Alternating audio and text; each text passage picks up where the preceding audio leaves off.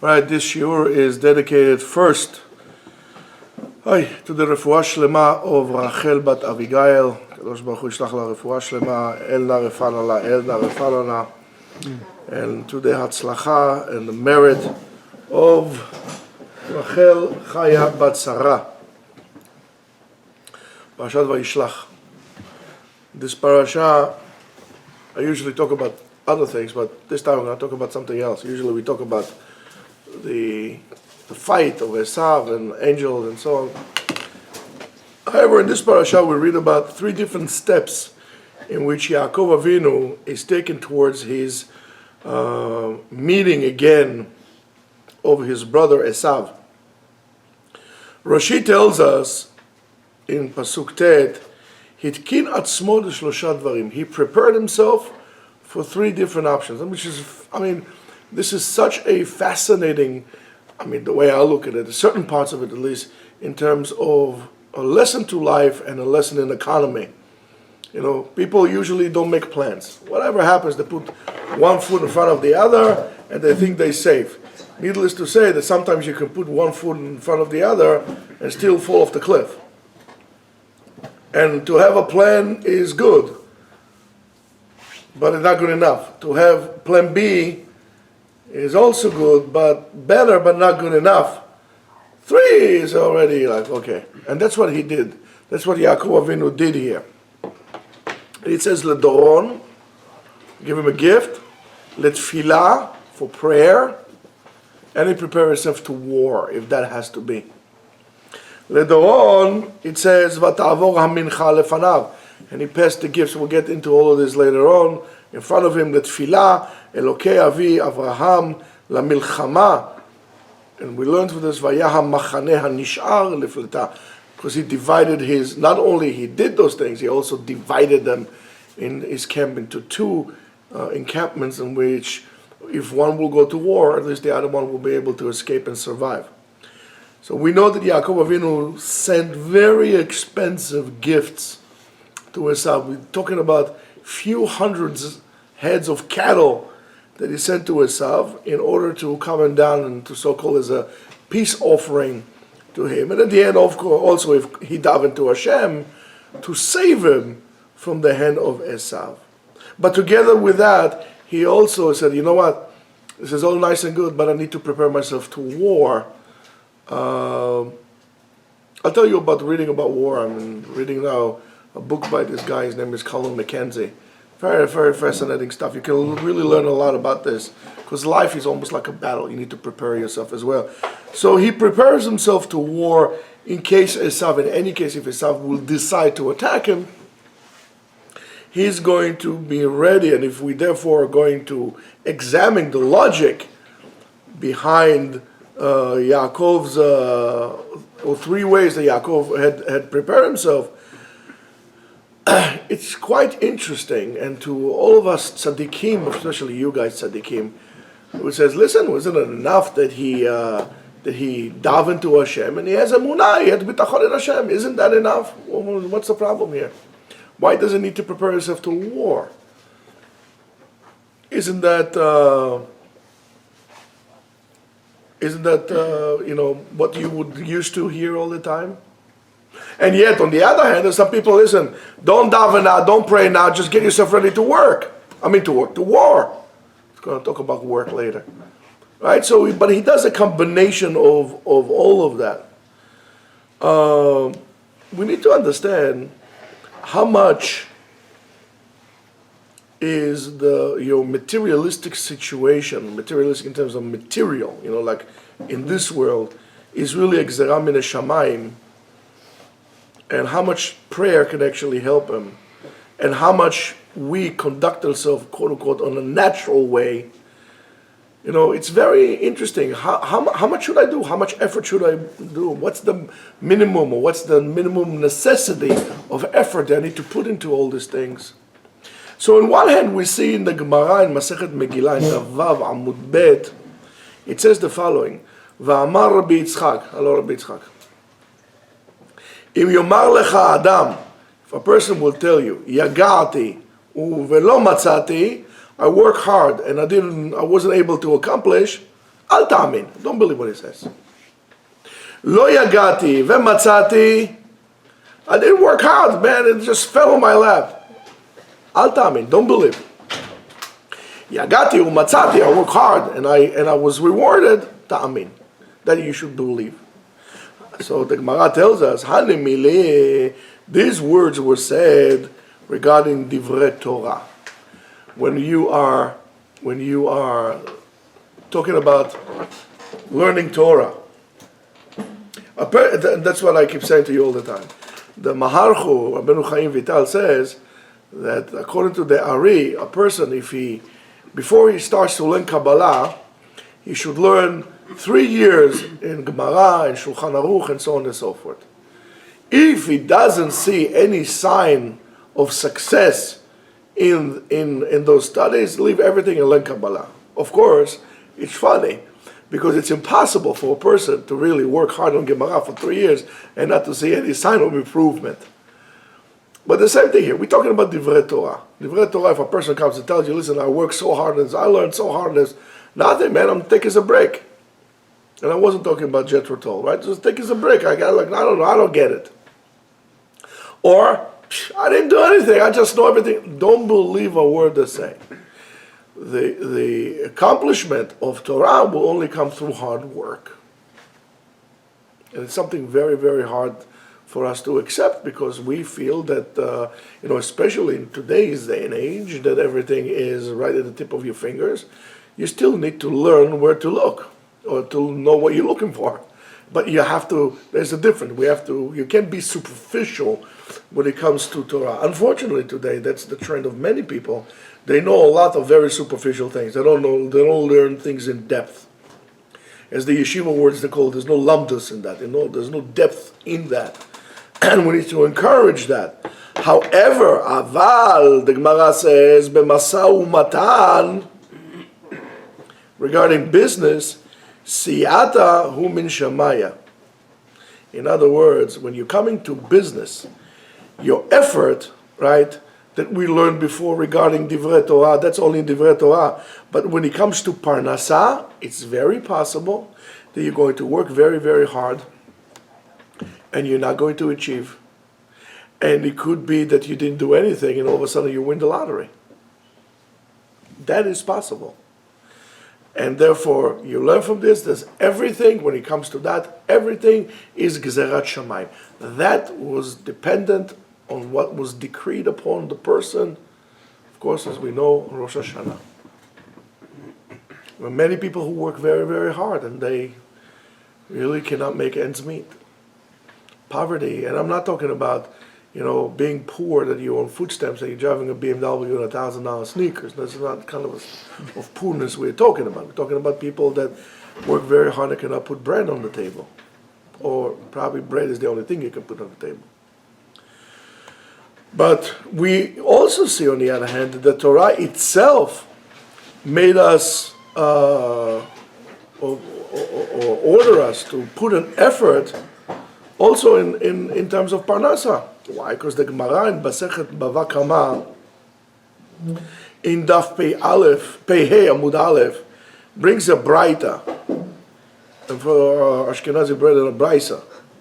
It says, and I don't say the Sanya, I said the Tanya, because they were all Sfaradim. They were from Iraq, right? It says, the Tanya, the Rabbi Ishmael, they said in the Bet Medrash of Rabbi Ishmael, Omer ve'rafeh yerapeh. So in other words, we learn from here that it was giving a permission for the doctor to cure people, to help people, right? And so therefore, a person that caused damage in health to his fellow friend, the Torah obligated him in payments, or certain types of payments of compensation, and one of them is the cost of his medical services, whatever it cost him to get better. In other words, pay the doctor. Thank you.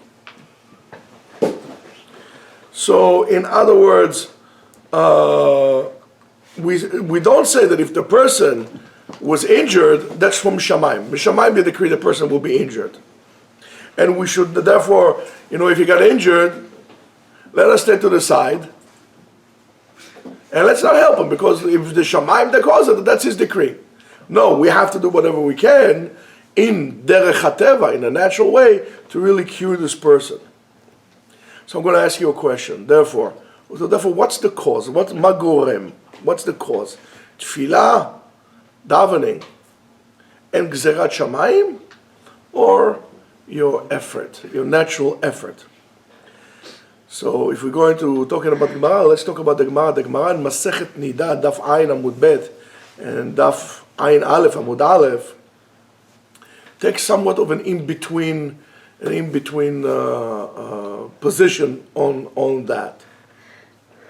It says, Shlosha divrei derech eretz. There are three ways that a person, I'm giving you an advice for life. Ma yaseh adam vayechkam. What should a person do in order to become wise? Amar lahen yarbe beyeshiva veyama'et b'schora. Sit down and learn. You want to be wise? Sit down and learn. Right? Mucho Torah, poco trabajo. I mean, you have to eat. But your main focal point, if you want to be wise, is learn Torah.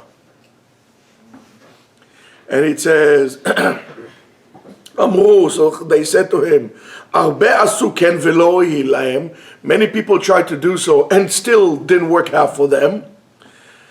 So it says, Ela yevakshu rachamim b'mi she'achochma shelo. Therefore they have to ask mercy from HaKadosh Baruch Hu, right? Because HaKadosh Baruch Hu is the source of all knowledge, to give them chokhmah. Why shene'emar? Because it says, Ki Hashem iten chokhmah mipiv da'at usvuna. So the Gemara says, Ma'ikeh mashmalan, right? What does it come to teach us? The ha beloha lo sagya. That this, without this, it's not enough. So you need to put an effort, and you need to also, you have to ask, you have to beg from HaKadosh Baruch Hu. So the Gemara continues, it says, Ma yaseh adam v'yitasher. What should a person do in order to become rich? Amar lahen yarbe b'schora. Yarbe b'schora, should do a lot of business. Ve'isa ve'yiten be'emunah. However, he should conduct his business as ethical, as honest as he can. That's very difficult. Amru lo, arbe asu ken velo yelu. Many people tried to do so, it didn't work out for them. Ela, therefore, yevakesh mimi she'a'osher shelo. Ask from HaKadosh Baruch Hu, because HaKadosh Baruch Hu is the source of all wealth in the world. Shneimar li ha'kesef v'li ha'zahav. Gold and silver is mine. By the way, the gold is going up. So for those of you who want a little tip, invest in silver and gold. It's going to go up. Beli neder. Ma'ika mashmalan. What does it come to tell us? The ha beloha lo sagi. That this, without an effort, without asking HaKadosh Baruch Hu, it's not going to work.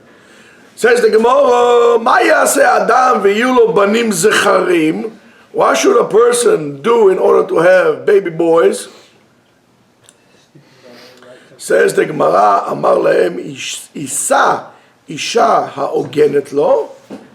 He should marry a woman who is appropriate to him in terms of she is on a higher spiritual level than him.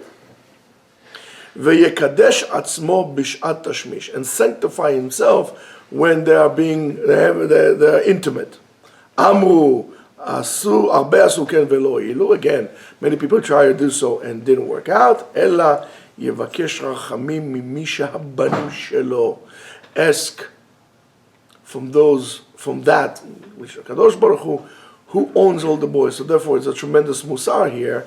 Whether HaKadosh Baruch Hu chose to give you children or did not give you children, that's not up to your effort. That's up to what He wants, and there is a reason for that. And if and when He gives you boys or gives you children, don't forget that they are on a loan from God. And therefore you have to do whatever you can to treat them and raise them appropriately, not only in terms of being a good daddy and so on and so forth, but also providing them with Talmud Torah and all the necessary tools that they need to have to succeed in life. Your kids are a loan from God to you. And if He didn't want to give it to you for whatever reason, that's His call. Don't try to do tricks. שנאמר, הנה נחלת השם בנים, the נחלה of Hashem is the children, שכר פרי הבטן. שכר פרי הבטן, the reward of the stomach fruits, the kids. Maika mashmalan, right? Deha belo sagi. This without this, lo sagi. Prayer without effort, effort without prayer doesn't really work. So here gives the Gemara, gives us an etzah. Again, let's go back. Whoever wants to be a wise man should learn a lot in limud, learning Torah, and less in business. So the Gemara comes and asks, and it says, listen, since a lot of people did so, and we saw that didn't work out, so comes the Gemara and gives us the teruts. In other words, everything is b'idei shamayim. Everything depends on shamayim. Therefore, you need to prayer and ask for Hashem who's going to give you wisdom.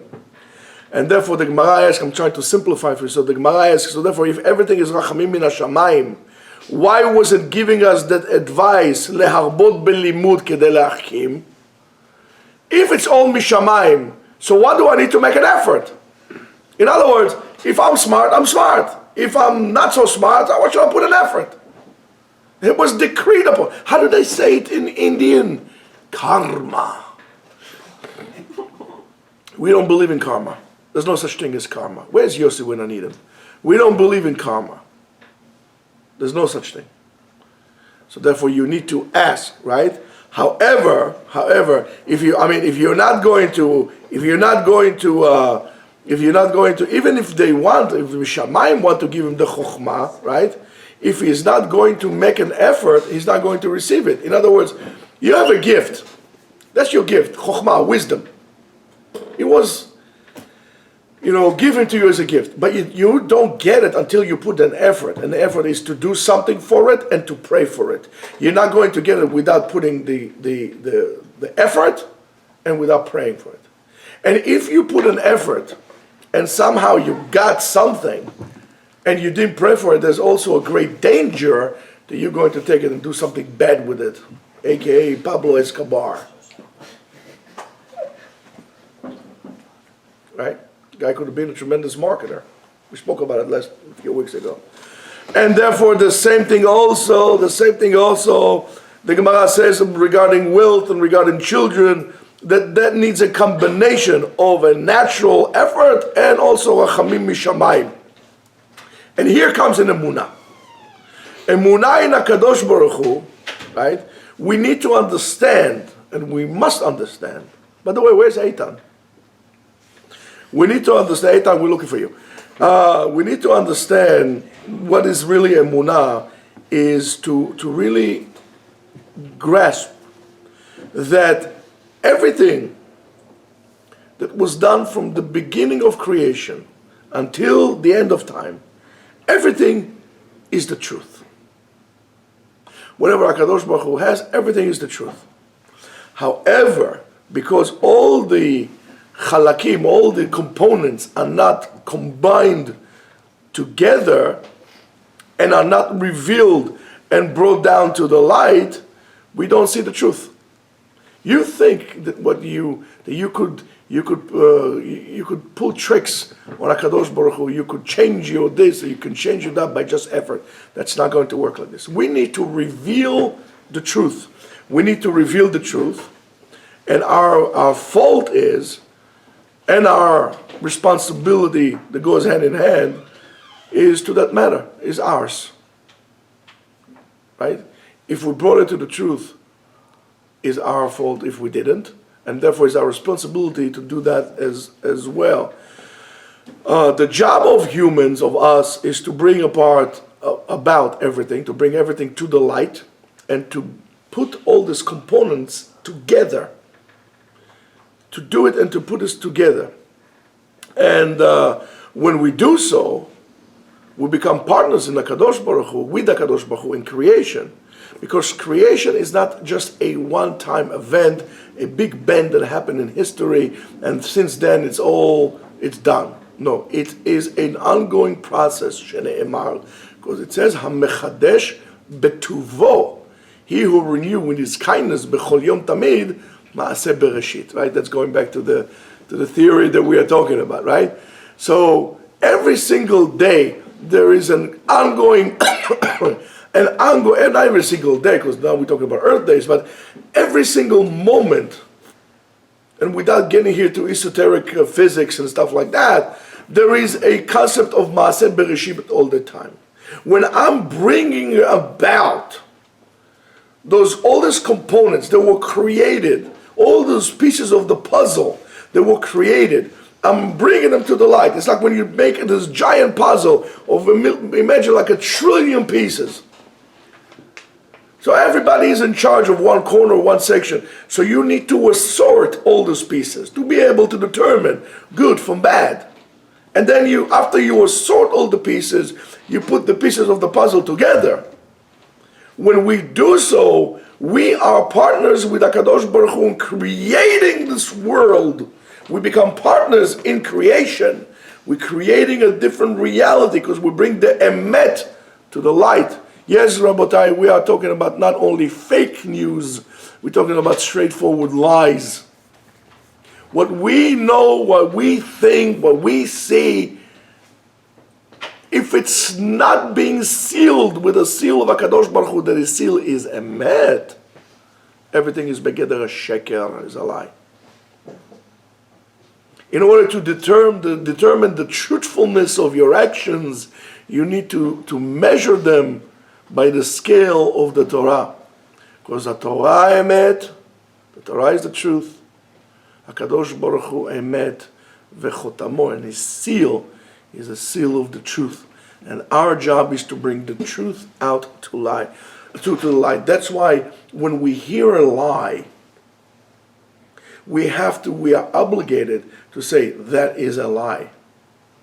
And when you hear bad things about Jews, you should open your mouth and don't say, well, it's just some crazy people somewhere. Otherwise, I don't need to tell you what happened this week, unfortunately, in New Jersey, and what some people said after that. And yet, why aren't you all quiet?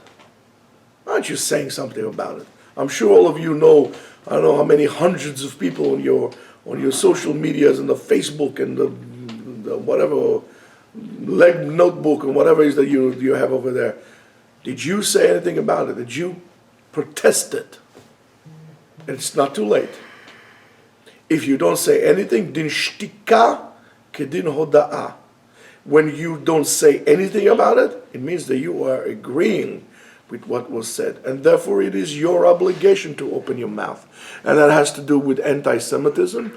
That has to do with the lies that are being spread by some lunatics, crazy buffoons that don't know a drop of history. Maybe they know it, but they twist it, for example, about the right of the Jewish nation to the land of Israel, Jerusalem being the one and only capital of the Jews and not other country and not other nationality.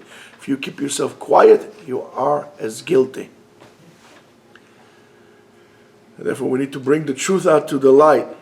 When we bring all this stuff and we're acting the right way, right? Therefore, everything is coming back together appropriately.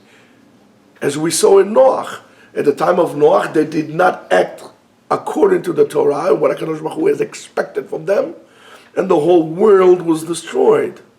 When we act appropriately, lefi chukei HaTorah, and we involve HaKadosh Baruch Hu with our decisions, we involve HaKadosh Baruch Hu in our lives. He's there with us all the time there. If we direct our actions, like Hanoch, he became a malach. He became a malach because every action that he had, he dedicated for the sake of God. Then all the pieces are formed together, and then we create harmony. The world is harmonious because we don't bring enough lights to this world. We don't bring enough about the truth out to the light in the world.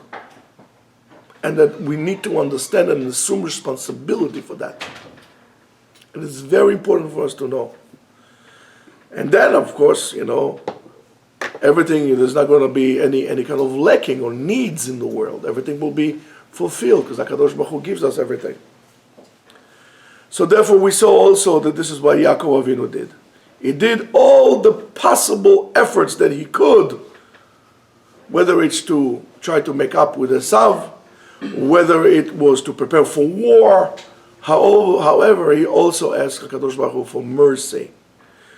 But in a way, the question should be asked, why did HaKadosh Baruch Hu make the world like that we need an effort?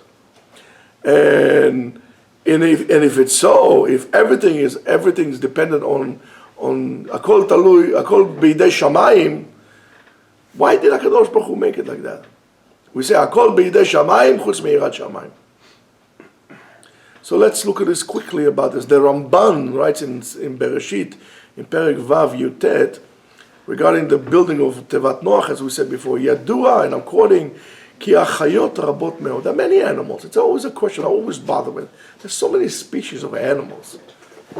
If I was Noach, and thank God I'm not Noach because I would probably fail, but if I was Noach, I would say, wait, God, wait, Akshniya, rega. You know how many animals are there?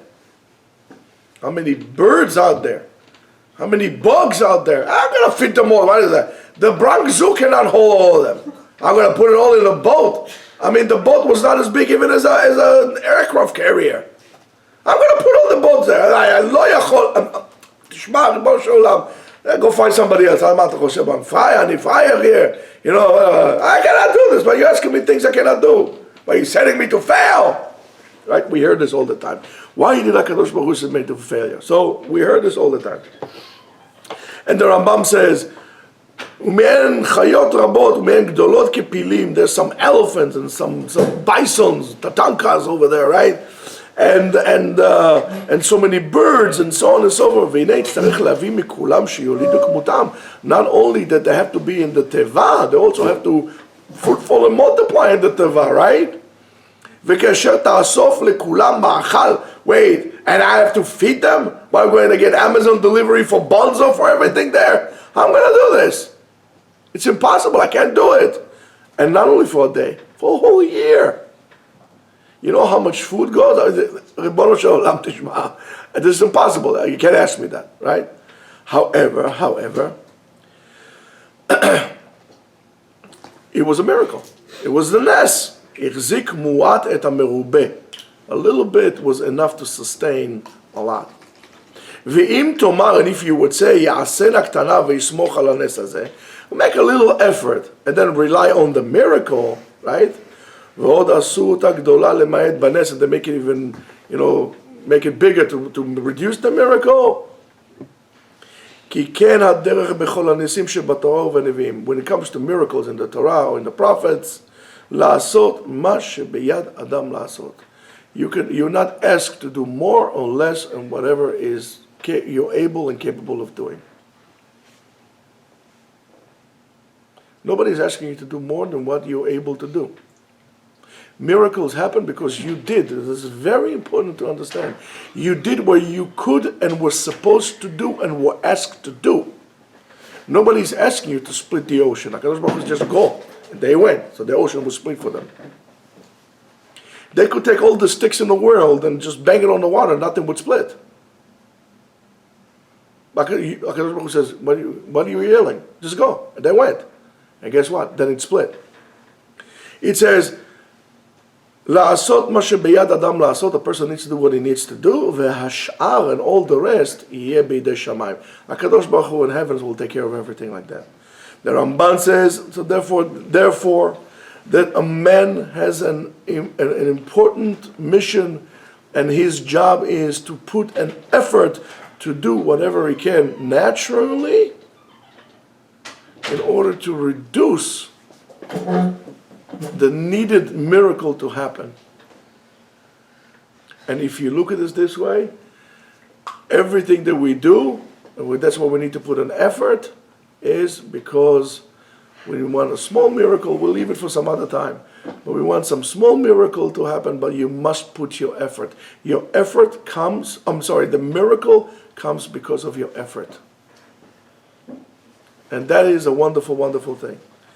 Rabbeinu Bechayen Chovat HaLevavot in Shara Bitachon Perek Gimel says, and I'm quoting, Ve'ha'ila, and the reason, Asher ba'avura chayev ha'boreh et ha'adam lachzor u'lesavev al hasibot, that HaKadosh Baruch Hu made the person to do all his effort, to put all his effort, what is סיבות הטרף, which is פרנסה, ושאר מה שהוא צריך אליו, and what he need for לשני פנים, for two reasons.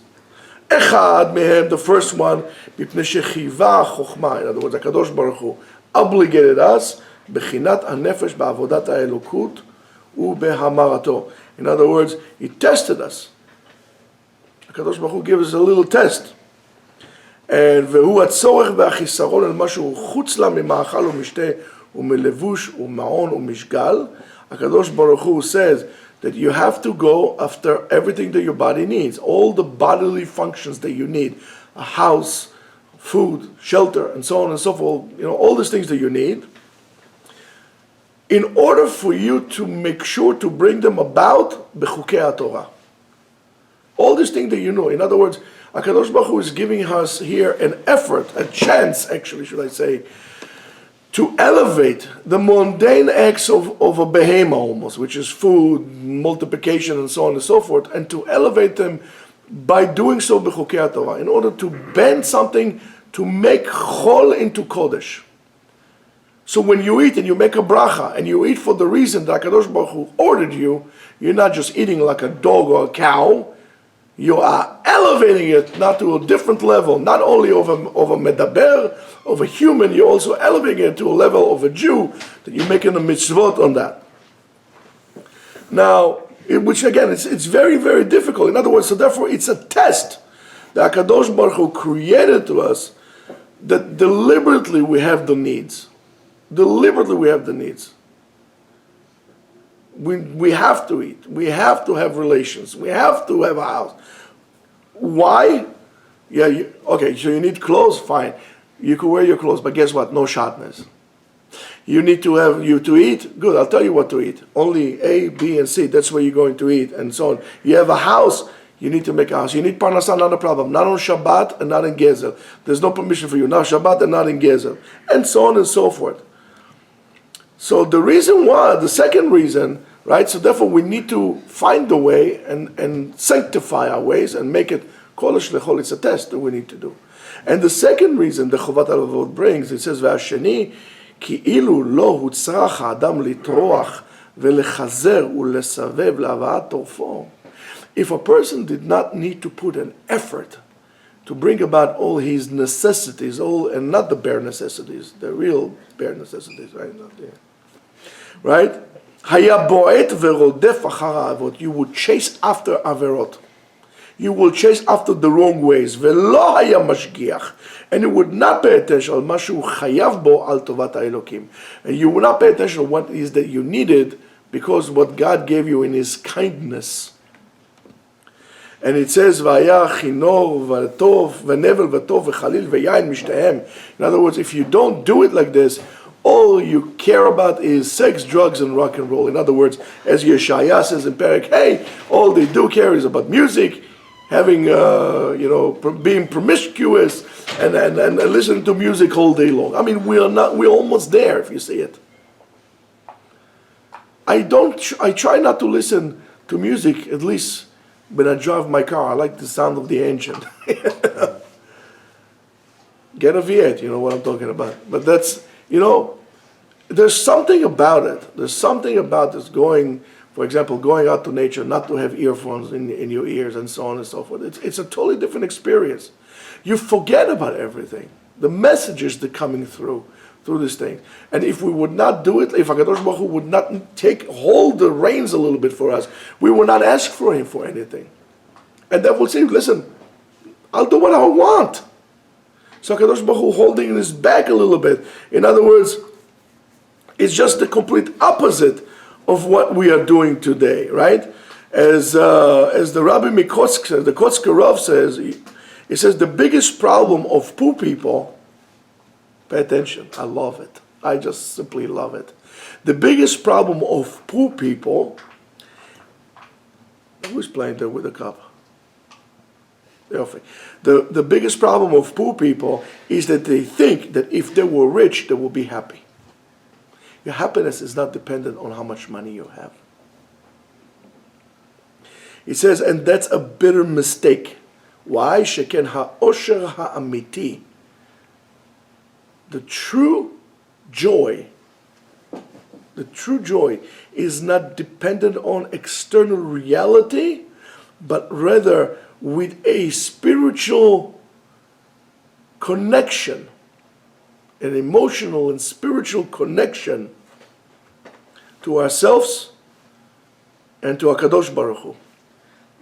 And you find it by the pasuk, by the verse that says, Ezehu Ashir Hasameach Bechelko, who is happy, who is a rich man, he who is happy with his own share. And it seems like that today, it really is quite broken the way we're thinking, because we say that money will bring us to joy and so on and so forth. That really goes to everything like this. It goes even to Olam HaKodesh. We think that if we're going to pour a lot of money and we're going to build big synagogues and so on and so forth, we're going to be happier, we're going to be more religious. And it's not really Lemase, it's not really the case. I mean, you could see the example of the Reform and Conservative that build shuls that are bigger than what we are building today, and they're all empty. And yet, those who had little shtibelach and small places like this, over there was big simcha. There's a certain shul in my neighborhood. I mean, people, when I tell them this, they think I'm crazy. But there's a certain shul in our neighborhood for years. It was a little shtibel, like in the rabbi's house. His second floor was his house, or third floor was his house, second floor was his Zvat Nashim, the bottom floor was a shul, and they were learning. And I used to go there, and it was like Olam Haba. I mean, like I step into history. I remember going there Friday nights, the faces of the people were glowing, and then they knocked it down, or they did whatever, and they built this like huge, beautiful building, and I stopped going there because it's empty for me. I don't feel anything there anymore. Money does not answer everything. Money does not buy you. I mean, can buy me love, right? Even the Beatles knew that, but you have forgotten. It cannot buy you happiness. Happiness has to do with your connection to HaKadosh Baruch Hu, with meaning that you have in your life. And our conception or misconception that if we are not going to get our Lexus, or we're going to get our mansion, or a vacation, to whatever, and we're not going to buy, this brand name, this Mucci, Pucci, and Gucci, right? And we're not going to buy all these things. Something is really terrible going to happen to us. We are very unhappy if we don't get the whatever phone number 10.6. This creating thank you. This thing created a certain vacuum into us. That always you need this and you don't have it. I'll be very happy if I can go back to the time that I didn't have internet or telephone. I mean, it's like electronic handcuffs. I cannot escape from this thing. Think about it. So what happens if you don't have the latest version? Who cares? But I care. My happiness is not dependent on what I have, possessions-wise. My happiness is dependent on how close I am to HaKadosh Baruch Hu, how truthful my life is. And my life is going to be truthful, determined on how close I am to HaKadosh Baruch Hu, because you cannot reach closeness to God if you are a liar or living in a lie, in some kind of a fantasy world. You have to be ish emet, a truthful person. You have to seek for the truth. You have to root after and chase it. I don't know what you think. I mean, if I'll get this degree and I'll make so much money, I'll be good. That's not true. You'll deny who you are and what you are. That's not going to bring you happiness to the world, to your life. It's not going to bring delight. It's going to bring peirud, separation. Because at that point you would not seek closeness to HaKadosh Baruch Hu. You're replacing God with an iPhone.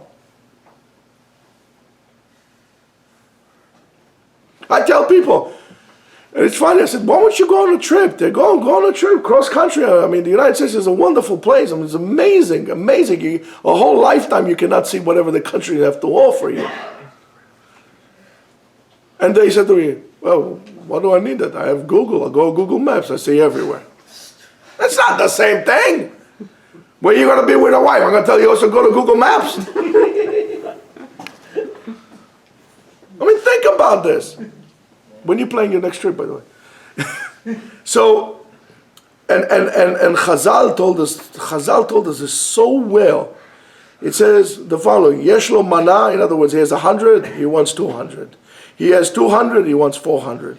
Ve'en adam med v'chatzi ta'avato beyado. A person does not depart this world even with half of your desire, because you always want more. Show me a person who say, you know what? I have enough in my bank. I can retire now. No, but everybody wants more. I know people who are wealthy as Korach, and they keep on working. And what are you working? What for? At what point are you going to sit down and actually take a break and start working on yourself? A guy owns molds in Kentucky and Florida and this and that. Sit down. Sell them all. Sit down and retire. Well, you think if you're going to buy, a house at across from, what's the name of the place? Across from Central Park on Fifth Avenue at the 7 million floor over there, that's going to make you happy? No, it's not going to make you happy. Because your kids cannot wait until you drop dead so they can take the house for themselves. That's not makes you happy. A big house doesn't make you happy. A good wife, nachat from your children, a house that yesh bo divrei Torah, that makes you happy. When you're going to see Be'ezrat Hashem, all of you, you should not only see your grandchildren, but your great-grandchildren, olchim b'derech HaTorah. Ribono shel olam, what does a person need more? When you see your grandson saying Kriyat Shema, you choke from tears of joy and happiness. You say, Ribono shel olam, what did I do to deserve this? Thank you. Thank Hashem for that. I need more money? For what? B'shvil ma? I'm becoming a slave for that. Did I learn enough Torah? Before I'm running to new endeavors, Rabbi, I'm going to take this big project now. I'm sorry, I'm not going to come to Yeshiva. Well, why would you come to Yeshiva? Well, you disconnected yourself from the umbilical cord of life. Why? To die spiritually. Why? It's enough money. So you'll have a big house. Rabbi, I have a big expenses. I just bought a house for $15 million. Okay, so sell the house. Buy a small house for $1 million and live with the rest of your $14 million. Live the rest of your life. No, it's a trap. It's a trap. And we need to understand that. And so therefore, and it keeps on telling us that Torah. Shlomo HaMelech says, Ohev kesef, lo yishba kesef. If you love money, it's never going to be enough. For example, if you're hungry, I'll let you something to eat right up there. If you're hungry, I'll let you something to eat, and you're good. How much can you eat? At a certain point, it's enough. But I never met the person who says, Baruch Hashem, I have enough money, I don't need, it's enough, I have enough. So, no, I want more. Ohev kesef, lo yishba kesef. In other words, when a person is deep in his materialistic ambitions, his hunger is never going to be satisfied. Not only is not going to be satisfied, his hunger is going to multiply and double and multiply all the time. And a person that falls in this trap of desire, of being greedy, of greed, and so on and so forth, is never going to feel happy, because he's never going to feel he has enough. He's always going to feel he is lacking something. And that's why when Chazal tells us, the Torah tells us, it says, what do we say about it? Vayishman Yeshurun Vayivat. So we always say when the Jews get wealthy, they say, forget, I don't need God. Because now it's okay, I'm on my own. But I'm going to tell you something else. Also, there's another one. He said, listen, I'm working so hard. I work so hard, Kadosh Baruch Hu doesn't give me. Because it's never enough what he gives you. If you're going to take it, I challenge all of you and all of you who listen, who watch, and those who are here. Take an inventory. Sunday, most of you don't do anything anyway. So instead of watching YouTube and Netflix and all the other stuff, take a notebook, not a sheet, a notebook, and write down item by item, misrochnal ve'ad sandal, Every single thing that you own. You have 2 pens, write 2 pens. You have X amount of shoes, write X amount of shoes. Everything that you own. You have X amount of white shirts, X amount of blue shirts, suits, shirts, everything. From a pin to a Mustang. Everything that you own. And you'll see how much you have. And how many things do you have that you don't even need. And you keep on buying. Well, don't you think something is wrong with you?